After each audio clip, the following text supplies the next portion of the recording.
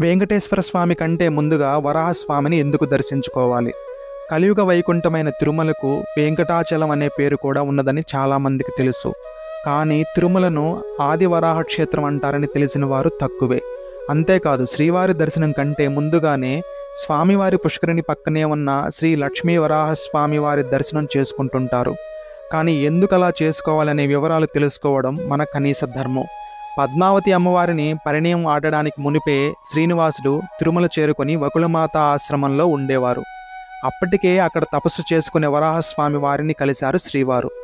అమ్మవారిని కళ్యాణం చేసుకున్నాక తిరుమలలోనే స్థిర నివాసం ఏర్పరుచుకోదలచి వరాహస్వామి వారి దగ్గర కాస్త స్థలం అరువుగా తీసుకున్నారు.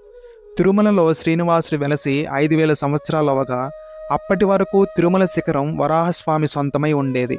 అప్పటిలో వరాహస్వామి వద్ద శిఖరంపై 100 చదరపు అడుగుల స్థలాన్ని బహుమతిగా తీసుకున్నారు వెంకటేశ్వర స్వామి. దానికి బదులుగా శ్రీనివాసుడు ఒక హామీ ఇచ్చాడు వరాహస్వామికి.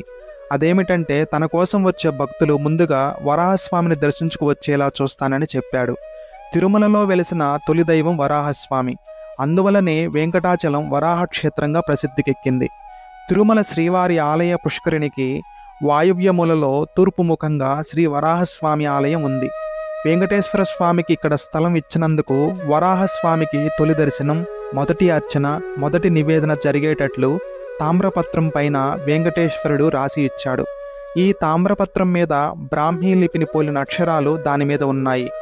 ఈ రాగిరేఖను ఇదివరకు హారతి టికెట్టు కొన్న భక్తులకు హారతి సమయంలో చూపించేవారు.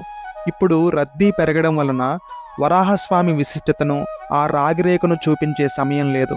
భక్తులు ముందుగా వరాహస్వామిని దర్శించుకుంటే ఆ శ్రీనివాసుడు సంతోషిస్తాడని పెద్దలు చెబుతుంటారు.